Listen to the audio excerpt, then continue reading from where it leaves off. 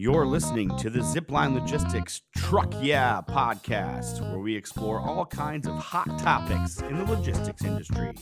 Get ready to learn, laugh, and get your freight on.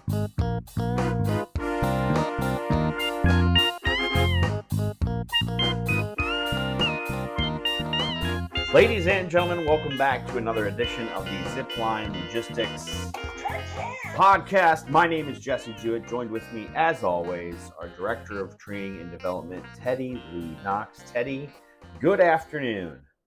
Good afternoon. Quarter three, coming in hot. We're Yep. talking market update, freight market update, quarter three, 2023. Yep. What are you seeing going on with the market right now? Well, before we get into that, Oh boy. I just have a whole lot of thoughts. Yeah. I'm just gonna tell you about. Lay it all out there. So I feel like quarter three always has a very special place for me. This is what I always consider the busy season. Sure. And probably just because we're coming quarter three starting with going straight into a holiday. So that kind of always impacts the market. And then you have, the holidays, you have warm weather, us being mainly CPG, consumer packaged goods. We see a lot of that inventory needed to fulfill stores for parties, for cookouts, for going away to school, going back into school, different things there. So I think that's always impacted us. It's a very exciting time of our business, a very exciting quarter. A lot is happening. Sure. Not to mention you also see produce changing. So, everything is kind of shifting. And I think this is what makes our job so interesting and fun, is kind of figuring that out and seeing how things shift. I think that facial expression, fun, might not be the right word. I think it keeps it very interesting and on our toes that we have to shift so quickly. Yep. Especially when we see a new quarter starting with a new market on a holiday that impacts everything. So I think that this quarterly update is probably one of my favorites to give, because there's a lot changing. There's a lot going on. A lot of moving parts. There always is. But yeah, you hit the nail on the head. Summertime, you learned at the feet of a beverage shipper. So yeah, basically May 1st through October, I guess, was the super, super busy season for said beverage shipper. Yeah. And it's really ramping up now. We talked previously in a couple episodes about Blitz Week in May, into Memorial Day, into June, end of school, into another holiday, as you said, the 4th of July. So lots of things happening. Also combined in the market, we have produce season that kind of started in mid-April, traditionally in the southeast, southern part of the country, and it's kind of making its way north, probably through the end of this month.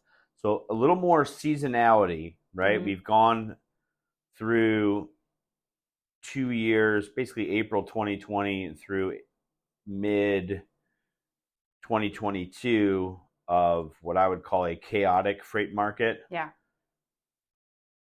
Prices were all over the place, mostly high. Fuel was chaotic. We had shutdowns happening during the pandemic. That has more or less stabilized right now. And now we're going into what I would call a seasonal market, where what we touched on, the Southeast produce is going to happen between these 8 to 12 weeks.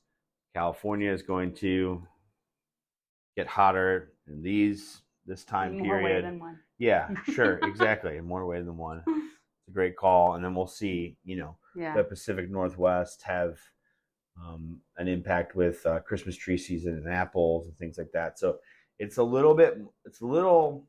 slightly more predictable now than it certainly was at this time last year.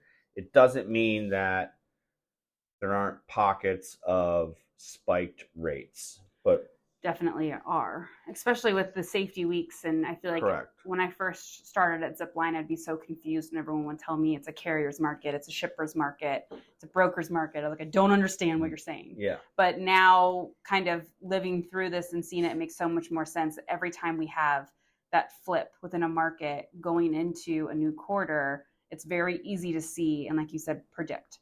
Especially when we're going into a holiday on a Tuesday. Right. Loved having my Tuesday off, but again, really weird for the week when you have urgent orders that have to deliver to very strict receivers. Man, there's a lot of ways to go with that. The Tuesday holiday really certainly threw. It's like daylight savings time or spring forward, fall back, spring forward. My kids don't really care that it's a holiday on Tuesday. They feel like it's another weekend day, and yeah, here we are on Wednesday afternoon, and fighting through it, fighting the good battle, making it work. Yeah. Well, let's talk about the economics. Economically, inflation rate, okay, 9.1% was June of 2022. It's all the way down at 4%. Prices are starting to drop. Yeah. It's relative consistent decline since that 9.1% recorded last year in June. Yep. Another good one, fuel across the United States has continued to decline as well. It's currently at $3 and just over 80 cents per gallon. Per gallon. I'm going to get there. You're good. I wasn't going to correct you. It's dropped over 30 cents since our last market update in April 2023. So consistent decline there, and over $1.30 since this time last year. Yeah. So again, things are stabilizing. This was coming off the total chaos. Yeah. Last year at this time of super elevated rates during the pandemic from April 20 to mid 2022, and now things are normalizing, if you will. Yep. The specific freight market reporting. Okay, we've got ocean shipping that has dropped another $200 since April 2023 to the current mark of $1,297. So that is, again, back to pre-pandemic levels. If you remember, ocean rates completely skyrocketed, 5x, 10x per container in some cases, just due to a number of factors. But obviously, the people who are running the ocean liners found an opportunity to make some serious money. Yeah. And raise their prices accordingly. Yep. The LTL market, gradual but steady and consistent drop in volume. Okay, carriers are increasing their prices to cover their higher operating costs. Again, we've talked about a lot of for hire or we are hiring signs out there. Yep. Which job, if you're gonna work somewhere, you should work at Zipline. Sure. 888 go Zipline. Check it out for all of our openings. We think that capacity is going to remain consistent throughout the rest of the year, but there will be some seasonal fluctuations. Obviously, the holidays in particular, and fingers crossed. We would like to avoid extreme weather events, but we are in the midst of hurricane season. That is Check correct. out another episode there, and that's going to last until around November. Correct. I think when it comes to LTL too, so those carriers are increasing their prices, but mainly due to pallet count. So when just being nostalgic this episode, talking about when I started, I would ship a lot of LTL orders around like 10 pallets. And now you're seeing LTL carriers try to cap it at like somewhere between 3 to 6 pallet spaces. Correct. So once you get to that like difficult spot, once you're a little bit higher than that, but too low to be full truckload, and you can't use partial because of the strict appointments, it's difficult to figure out what you should do to keep your KPIs in line. You have certain probably cost per pieces that you need to be at, and those pallet spots make it very, very difficult. So you have to figure out what you need to do in order to stay on track. And the LTL carriers are more expensive than they used to be and more difficult. And although service is pretty good with most of the LTL carriers we use, it's still a concern because it's non-guaranteed. Right. So I think this one is really interesting, and it's probably having a bigger impact than most people are thinking, because you're putting more, truckload shipments on the road that you're not maximizing the trailer space with. Right.